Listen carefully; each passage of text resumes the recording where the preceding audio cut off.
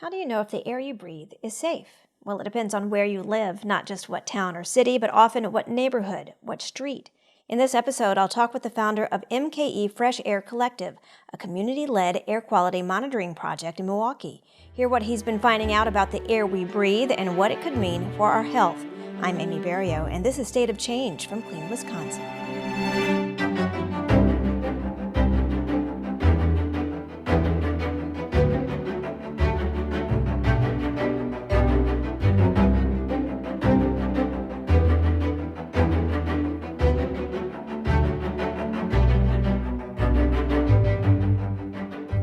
One of the most dangerous kinds of pollution in terms of health outcomes is in the air.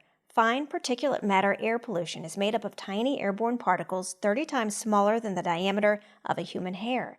They can settle deep in the lungs, even make their way into the bloodstream, and are associated with asthma attacks and higher risk of heart attacks, strokes, and premature death. According to an analysis from Clean Wisconsin, Wisconsin has the third largest racial disparity in the country when it comes to exposure to these harmful particles. Where do they come from? By burning fossil fuels, usually at coal and gas power plants, industrial facilities, or on busy roads with lots of cars, buses, and heavy trucks. With all of those sources around, how do we know when the air is safe and when it's not? It's vital information that Langston Verdin, founder of MKE Fresh Air Collective, wants everybody to have. The collective has been working to install neighborhood air monitors across Milwaukee. I meet Langston at the site of his very first air monitor at his old duplex in Washington Heights. So that's the air monitor up there. That has been there for 3.5 years. So since December of 2019. So going on 4 years. When I placed this one here, this was the very first air monitor, and this was to prove that it could work.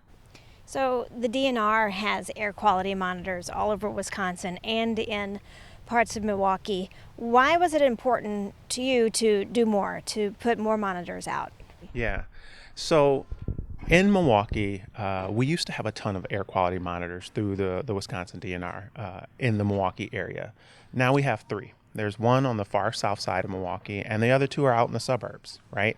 And so while I appreciate having the air monitor on the south side on top of 16th Street Clinic, it doesn't tell me what's going on outside of my door. It doesn't tell me what's going on the north side of Milwaukee when we look at high asthma prevalence in those communities, other respiratory issues. And so MKE Fresh Air started because I was looking at some really troubling maps around asthma-related ED utilization and saw some significant hotspots on the north side and near south side of Milwaukee. What we didn't know was air quality, was neighborhood level air quality a contributing factor. What I did know, being from Milwaukee, though, when I looked at that map, is it followed Fond du Lac Avenue, and so which is a state highway going right through the city, right? And so I know Fond du Lac, it's super busy, cars, trucks, buses, all of those things, right? But I had no way of knowing what is the neighborhood air quality there, and so that was why this got started, right? So we're not on Fond du Lac, right? But this was, again, like the tester before I started deploying this in other areas. I had to prove that this worked. So that's why.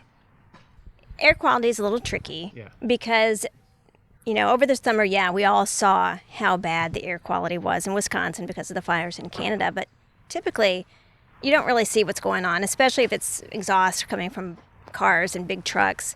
How important is it for you to have this data so you can show what is not typically visible? Yeah, so I think of this, and one of the other reasons why this is important is this connects to an app that folks can follow this air monitor, all the other air monitors, and get a notification on their phone when the air quality is worsening, right? Or even when it's improving. But what that notification then tells you is what to do about the poor air quality. If you're susceptible, put on a mask, limit your time outside, close your windows, things like that, right? Limit your exercise outside. Or when it's getting better, go outside, enjoy these beautiful days that we're having. Having that information can be critical for folks with respiratory health issues, or if you have, sensitive folks in your home, children, elderly adults. And for the most part, we don't have access to that type of information. We get alerts from the state when it's like an ozone day or when the air quality is really bad. Besides that, we don't get much, right? We don't hear about it, which, is indicative of, in general, Milwaukee has fairly good air quality, right? And I can't say that about all communities, especially communities of color across the country. But the air quality is typically pretty good.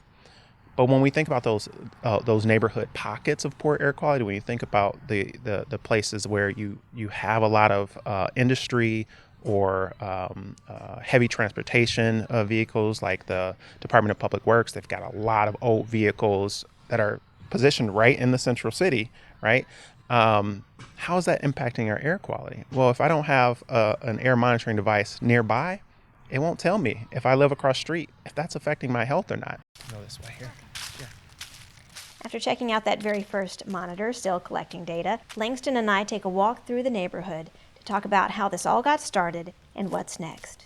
So I worked for 17 years at Children's Wisconsin in various positions, but towards the end of my time there, I worked in the asthma programs. And so I was privy to a lot of data that showed things that I wasn't okay with as it related to people of color and the rates of folks who were showing up in the ED because of asthma, because of uncontrolled asthma. And when I started to look at those maps and that data, I couldn't say whether air quality was or was not the problem. All the studies nationally, you'll see that air quality, outdoor air quality, is a contributing factor, especially for people of color who often will live near industrial sites, energy sites, and bus depots, things like that. Milwaukee's very different. We have some of those, not a whole lot. And so I couldn't look at those studies and say, well, that's exactly what's going on here. Right. So I needed to figure out something else. And so that's how this all got started. I just have a very curious brain, and I'm impatient. And so when I was thinking about this was right around the same time as the Australian brush fires. And I saw a really cool website, or a map rather, from an organization called IQ Air. And they had real-time neighborhood level air quality monitoring and a map that showed you the quality. And of course, it was terrible air quality at the time there. So, again, being very curious, I scrolled to Milwaukee on their map, and they didn't have any monitors here. And so I reached out to them and I said, hey, I got this issue I'm trying to figure out. I'm not okay with it. Can you guys help me out? I would love to deploy some of these air monitors on the ground in Milwaukee. And they've been a great partner ever since. They've donated over $15,000 worth of equipment, indoor and outdoor equipment, as well as early on in the pandemic, some air purification systems that I then gave to some child care centers and youth organizations in the Milwaukee area. So I can't say enough positive things about IQ Air, but that's how it all started. So you've been doing this now just before the pandemic, Yep. Adding monitors as you can. What have you learned? You wanted to figure out what was going on. Have you gotten good insight into that? Yeah, slowly but surely. It's been interesting because I enjoy looking at the data and using the data from an advocacy standpoint and for a policy standpoint. I don't like the data analysis side of it. That's just my personality. And so I've just built really great partnerships since this started, working with UW-Madison, UW-Milwaukee, and others to have them do the analytics on the data. So we just deployed the majority of our air monitors over this last year. So we haven't done a true deep dive into the findings, but that will be coming soon. You came at this from a public health perspective. When we talk about these air pollutants coming from cars and trucks or coming from coal plants or really, fossil fuel combustion, Yep. What are the impacts? Why is this kind of pollution something that we should care about? Yeah, so I can answer it this way. My daughter has asthma. Thankfully for the last few years, it's been very well controlled. But we have had, as a family, those days where we had to worry about her asthma attacks, right? And how to manage that. And, is it something we're doing, we're not doing? Is it exercise? Is it air quality? It's going to matter more and more for every one of us, right? It's one of those things that we all take for granted because, again, Milwaukee's air quality, it's not terrible the vast majority of time. And it's been fantastic that people are paying more attention to the air quality now because of the wildfires and thinking about, even on days like today, how's my air quality? It's in my mind, it's been great because I haven't had to it's not been as much of an uphill battle to convince people to care about their air quality post wildfires than it was before. I think public health and science has to do a better job of showing people the problem. And I tell you that because I had numerous conversations with folks during the wildfires who were skeptics. You have a lot of folks, I think, because of the pandemic and vaccine rollout, like, who are just questioning everything about the government, right? And that didn't change when I was talking about air quality. I had folks say, Langston, have you seen any of the fires? Like, not that you've been there, but on the news. Have you seen a single fire? And I thought back and I was like, no, actually, I haven't, But you know what? I can smell it. I can feel it in my lungs. Can you? Right? So whether you have this conspiracy theory about where these fires came from or not, ultimately we can feel it. And this, so multiple people told me that. So I don't know if it was in social media or something going around, but, I said, regardless of where it came from, it's here. And so I want folks to have the tools to protect themselves. And then they were like, oh, okay, well, yeah, I guess that makes sense. So I think it's just having the right conversations and picking the battles with people, because some people are just going to be skeptics and doubt you regardless. But if I can say, how's your niece or nephew doing, right? Because I know in MPS, there's some schools that 80% of the kids have asthma, right? And so for those folks, it's going to matter. Whatever the source is, it's going to matter. And so that would then further the conversation. Say, do you guys do fire pits? Do you have a gas stove in your home? Things like that. How are you heating your home in the winter? All those questions can start to come up. And then we can have that conversation when we make it more personal to them. So I think we just have to tell the story better than we have. So we've been walking through like a super quiet neighborhood, and then here we are on a busier street. Mm-hmm. And it seems like, everything's just the same. But if you're on a busy street, waiting for a bus or walking day after day, going to school or going to work, how does that impact you? Yeah.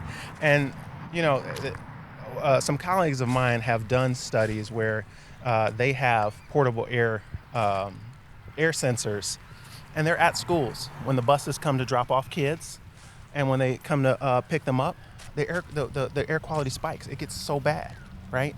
And then it goes away, and things are fine. But those are the moments when our kids are outside. They're waiting for the buses, right? They're right there out there, and they're the folks who are the most susceptible to it. You have other parts of our community, again, like the Fond du Lac Avenues and Appletons and things like that. It's busy all the time. It's loud all the time. It's kind of, you can feel it if you stay out there too long, in your lungs.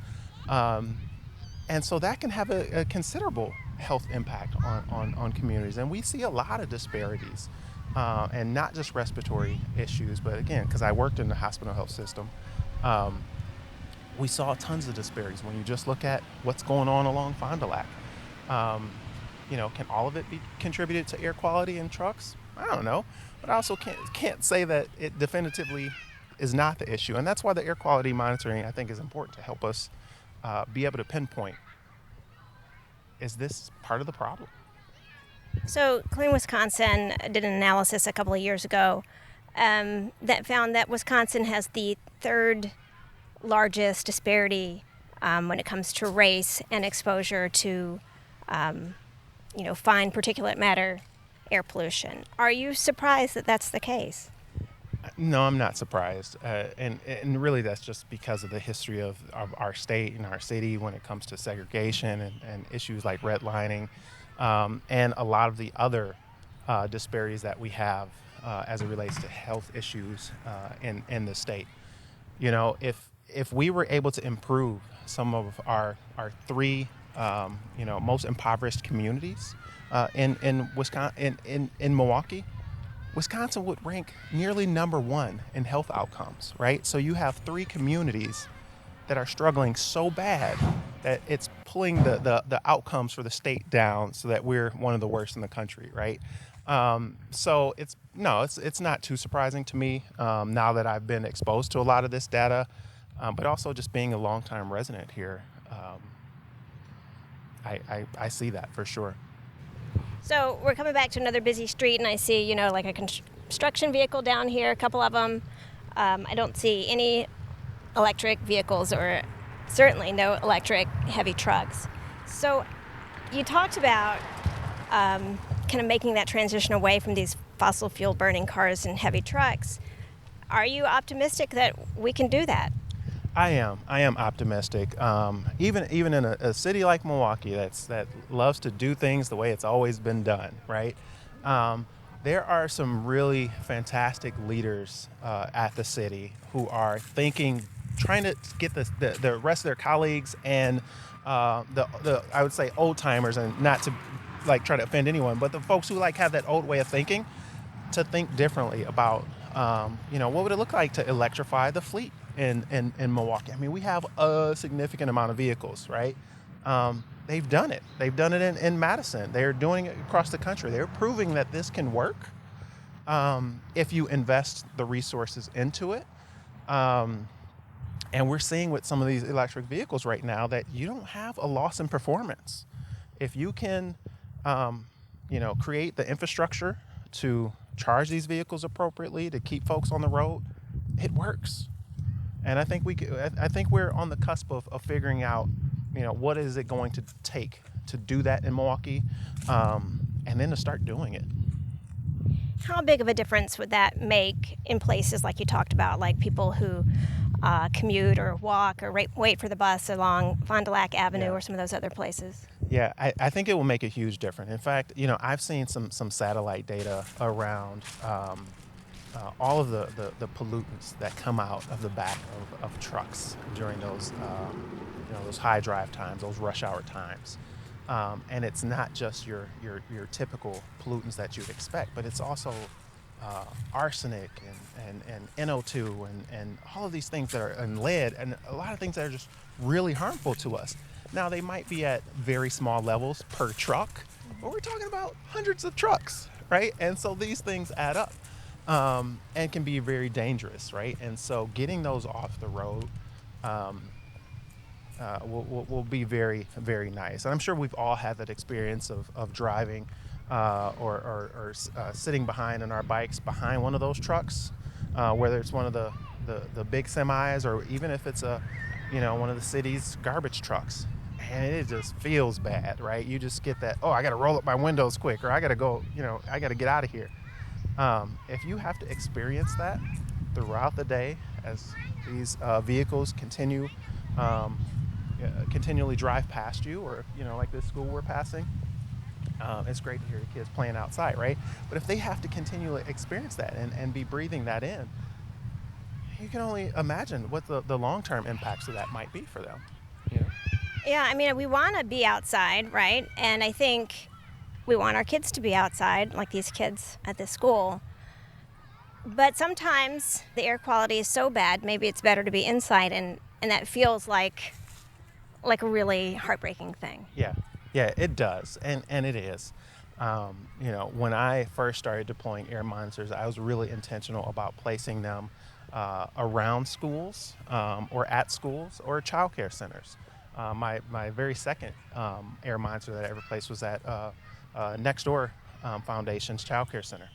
And it's the perfect location because the kids are out there, and now their staff can get a notification that the air quality is getting worse and maybe we should keep the kids inside, right? The cool thing about not only the app is they can have a display running in their school that shows the real-time air quality from their air monitor and get folks thinking about the air and having the conversation. And the grandma who picks up the kid, oh, what is that? Tell me more about that. What's these colors and these numbers and all? And we can start talking about air quality and saying, and you can download the app. And we know Johnny has asthma and he's been struggling. Over the weekend, follow this air monitor. When you get those notifications, just stay inside, right? But if they don't even have the tools or don't know how harmful the air can be, there's a knowledge gap, right? And I think this is why this work just feels important to me. So what's next? I mean, you've got the data coming in from these and other air monitors. What's the next step in your mind? Yeah, so now it's truly the analysis of the data. Like I said before, I'm working with folks from UW-Madison and UW Milwaukee, as well as hopefully really soon some folks from medical college and their public health program to do some of that analysis. So looking at some of those disparities as it relates to race and ethnicity, location. We want to also understand is some areas better and why that might be. Are there some surprises here? And so I've applied for some funding to also do some community outreach and engagement work to make sure more folks know that these air monitors are in their community. So that, in Milwaukee, we've got so many opportunities to get out in street festivals and things like that, and a lot of neighborhood festivals. So it's the perfect place to share with people the importance of air quality and how to get the app and set up notifications and all of that. And so that's really, my goal for the next year, next 2 years. I just filed and received nonprofit and status for Fresh Air Collective, and so we'll see where that takes us with some more opportunities to apply for funding and enhance the work. I would love to deploy 10 to 15 more air monitors across the county, but right now a one-man show and funds are limited, so we'll see how that goes. Well, thank you so much for walking and talking with me. It's a beautiful day to do this, and we're lucky, I guess, to have really good air quality today. Yeah, we are, and it's my old neighborhood, so it's great walking around here, seeing all the leaves on the ground and all of that. It's just fun. For more information on air pollution, where it comes from, and how it impacts our health, log on to cleanwisconsin.org. I'm Amy Barrio, and you've been listening to State of Change from Clean Wisconsin.